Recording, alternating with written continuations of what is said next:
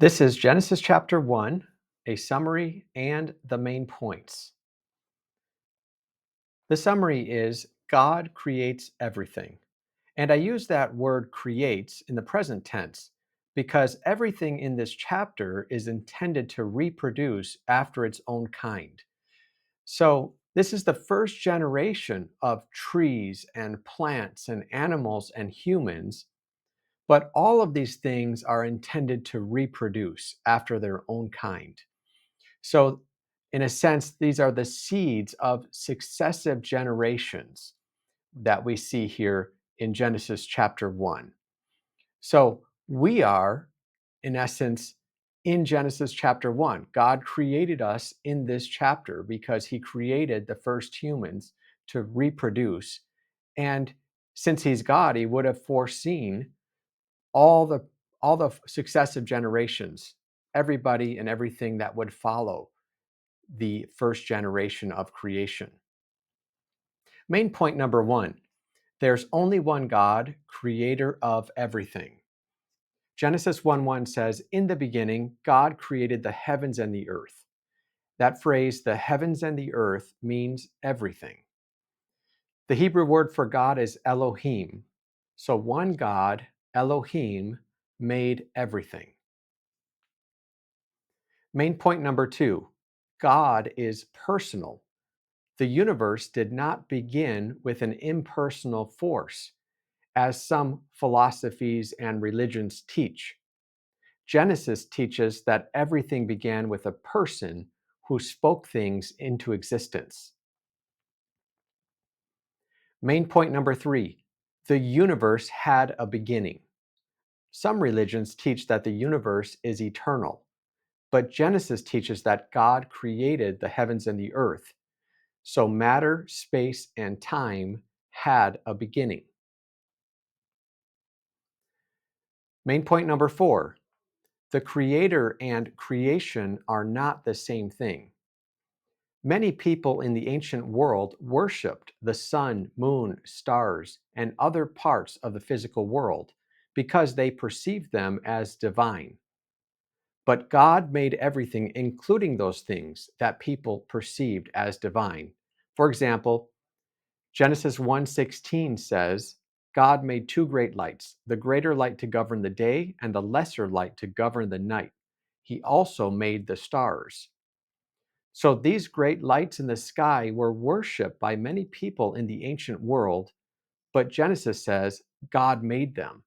And so God deserves the worship, not his creation.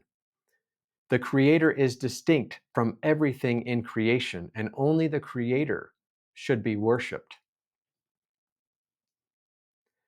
Main point number five, God created everything through his word and spirit. Other ancient creation stories describe the origin of the world as a battle between the gods. But the God of Genesis creates everything by speaking. And God said begins each of the 6 days of creation, resulting in the creation of light, sky, dry land, vegetation, the sun and moon, sea creatures, birds, land creatures, and human beings. God's word gives life. Additionally, before God created, the Spirit was hovering over the water on earth. Now, Genesis doesn't say how long the earth was covered with water. So we don't have an exact date or even an approximate date based on Genesis 1. We don't have an approximate date of the origin of the universe based on this first chapter of the Bible. Main point number 6, God designed humans to live in relationship with him. The idea that God made humans in his image is repeated 3 times. It says, let us make mankind in our image. Then it says, so God created mankind in his own image. In the image of God, he created them. Verses 26 and 27. The point is that humans have a special connection with God. Number 7, men and women have the same status. Both have been created in God's image. Throughout human history, women have been viewed as inferior to men, but Genesis 1 affirms that both have the same dignity and status. Genesis 1:27 says, "So God created mankind in his own image, in the image of God he created them, male and female he created them." So both men and women have the same status before God because both have been made in God's image. Number 8, God designed humans to rule responsibly over his creation. God blessed the first humans and said to them, "Fill the earth and subdue it. Rule over the fish in the sea and the birds in the sky, and over every living creature that moves on the ground."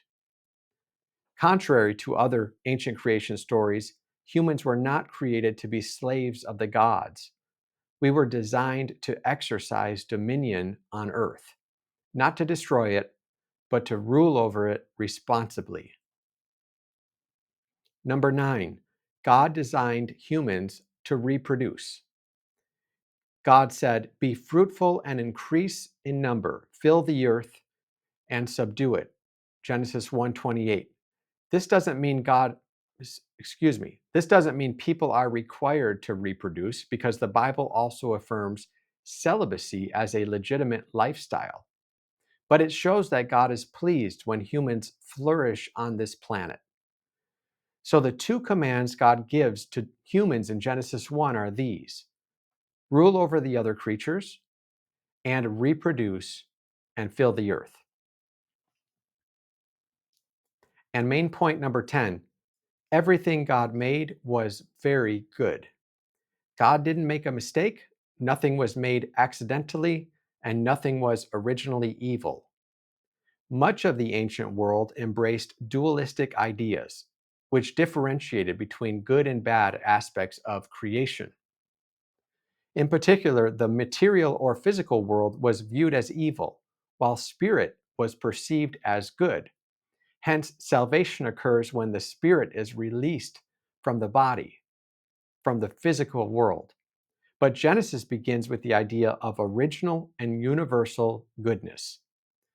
So the physical world is part of God's good creation.